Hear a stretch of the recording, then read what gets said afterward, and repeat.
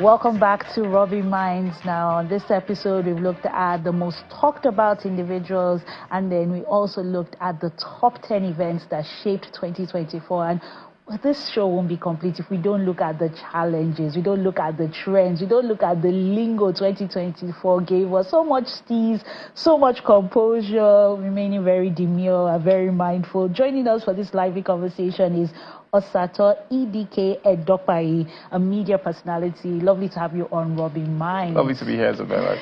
So let's jump right into it. I think when we started the year 2024, one of the slangs that really just took over Nigerians was no grief for anybody. Like, this is the year where no grief for anybody. Do you feel that 2024 has been that year that Nigerians did not grieve for anyone, whether in politics, in football, in arts, in music? What do you make of it? I think one of my favorite things about being Nigerian is Nigerian excellence. It's just a level of, doggedness that we have. And I think at the start of the year, it was in January, I think, when the trend became a thing. No grief for anybody. Everybody thought, you've been too combative and so on. But I think it was more about assertiveness. It was a great start to the year. And you look at everything that happened through the course of the year, a lot of people achieved really big things. A lot of Nigerians soared, whether in entertainment, in sports, and politics to a degree. Yes, there were challenges that we faced as a nation, but largely it's the end of the year and we're still standing. So I think to a degree it was a pretty successful trend. Yes, I think you hit the nail on the head when you talked about the assertiveness. Like, this is our year. This is the year that despite anything happening, we're going to succeed, right? Won't grieve for failure.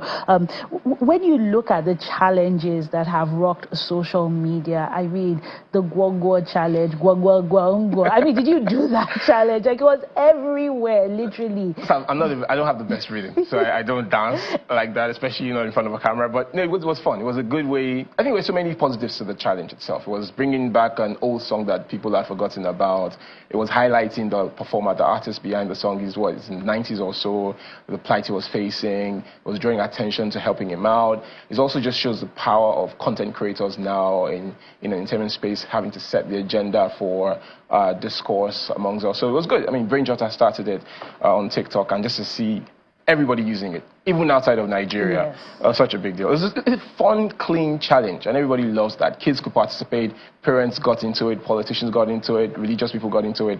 So it wasn't my favorite. Businesses got into it too as well. Yes, a great one, and I love the fact that they gave honor to whom honor is due. Like, it wasn't just, we'll make all this money from content creation and not give back to the source. Now, when you think about 2024, something that really trended on social media is T-Pain, and it's not the musician. Like, he kept wondering, like, I'm trending, I'm going viral in Nigeria, T-Pain, but it wasn't his own T-Pain, it was our own T-Pain, which is President Tinubu.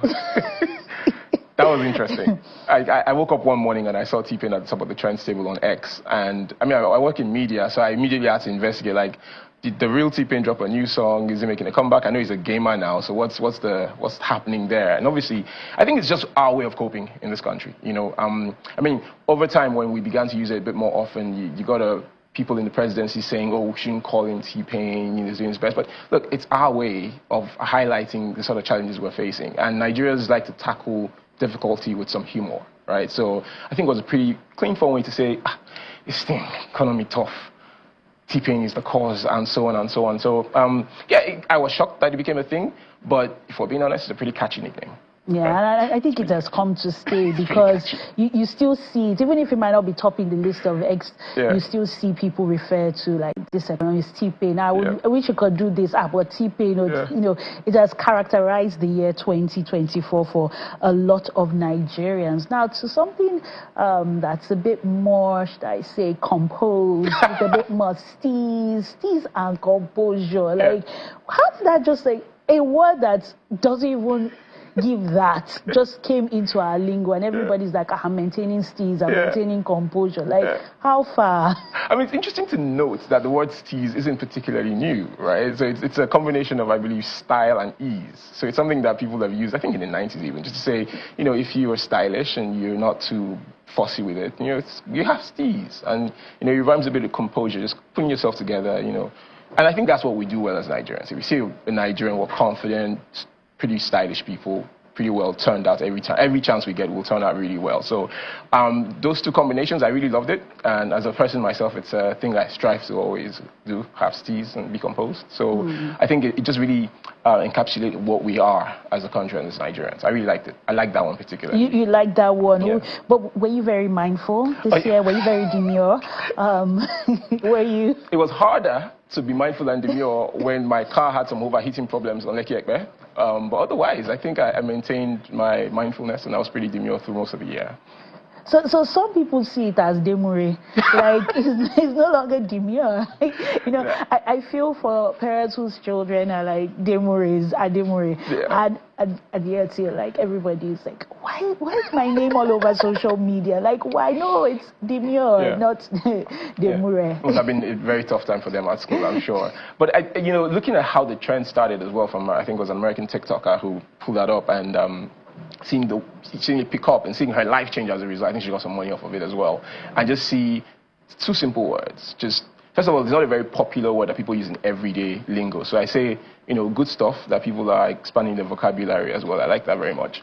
But yeah, I generally like the trend, and, you know, it had people, you know, position themselves in a way where, you know, same with steez and, you know, composure. You're put together in public. Be demure. You do this demure about it. You don't do any. There's no gra, you know. And those are the sort of things that I like. So yeah. I like that too. I actually use that being mindful and demure to an event I hosted, and I used that as the voice, and it actually worked very well. Yes. So I think it was quite a successful challenge. Now, another one that polarized people, especially people who are very big on skin issues, is the play on bleach, which is Esther bleach. So like, did Esther bleach, or are you saying it's established?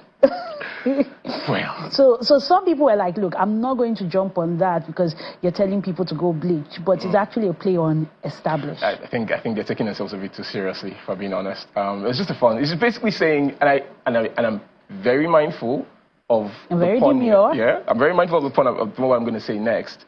It's basically to show people's glow up, right? And I don't mean that they bleached and started like glowing up. It's just, you go through a stage of life where, you know, Sakpa and all these other factors are hitting you. T-pain. And you work hard, you do well for yourself, and, you know, you like to show that you're successful. Now, again, Nigerians, we like to show off. So, as Esther bleached, you know, she became an established person in society and had to show it off. I like that too. I like when people show their progress in life and, you know, show how well their hard work has paid off for them. And like you said, you know, all these challenges cut across different walks of life, you know, politicians, religious people, the lay people, and I have to go back to one that also became quite controversial because it was from a religious body. I am a chosen. Are you a chosen? My God, yes. I see that one. I was a bit confused on how to play on that. But again, I think it just stems from the fact that we don't take ourselves too seriously in Nigeria. And you watch, for example, a television broadcast of a church, and it's strange to most people. If you're not part of that congregation in that instant, for most people, it's a strange way for a group of people to behave, to yell those 4 words, I'm chosen, I'm chosen. So people sort of jumped on that. And again, as with everything in this country, if things are a bit too tough or too difficult to have a conversation about, you need to add some humor, right? So when you go on the bar and say, whatever difficulty that's going through, if you are facing hunger, tell your hunger, I'm a chosen, and the hunger will supposedly disappear even if you don't work out. So I think it's just one of the ways we cope in this country, and I like that too. And I'm sure it did wonderful for their congregation and numbers on their social media. If anything, it definitely shone the light on that particular congregation, what they're about, even though they weren't so happy with the newfound popularity, because some people, well, like you said, you're a bit on the fence with that one, but sort of like the established one as well. This December period, you know, let me ask you, what word, you know, captures Dirty December? What word did this season give us? I mean, You were right. Talawa. I think we're all outside. It's Alawa. Yeah, it's Alawa, right? I mean, if you've driven in the past couple of weeks in Lagos and spent time in traffic, like we all decided this December we're all outside. Yes, the cost of fuel is high. All these other economic indices aren't very favorable to us right now. Doesn't matter. We're going to end the year with a bang. And I think that's what a lot of people decided to do. We've been outside since the second week of December. As soon as offices started their Christmas parties, it became a riot. I think it sort of chilled around Christmas and Boxing Day. But as we end the year now, we know what's going to happen this coming week. And who's to blame for this? Like those people, like what are they called? The IJGBs, you mean? You said it. I mean, I don't know if we're organized enough in Lagos to take advantage of all the opportunities that a lot of tourists coming in over a couple of weeks, what it does for our ecosystem. I don't think we take good advantage of it. But if we see what Ghana did with the year of the return, and they took that day to December mantle from us for about a couple of years, and then they had a bit of baton with our economy. So everybody came to Lagos this December, which is a good win for us to start with. But I think we just need to be more mindful on how we're putting together our act and make sure that we actually take advantage economically from all these things happening. Because again, next December, we're going to be here. There's going to be traffic. But what can we do over the next 12 months to ease the pain for every other person? And, everybody should enjoy the period as well. And I think for me, the latest one is Oble. This is season of Oble, of enjoyment. And that's how we're going to finish 2024, because it has been a tough year. Thank you so much, Sato. I mean, we started off looking at No Grief for Anybody, which was, how we started off the year 2024. We looked at T-Pain, Established Challenge, Gwa, Demure, Steve's Composure, Very Mindful, I'm a Chosen. And I think shout out to the JBs, like, thank you. But Oble. Everybody can go now.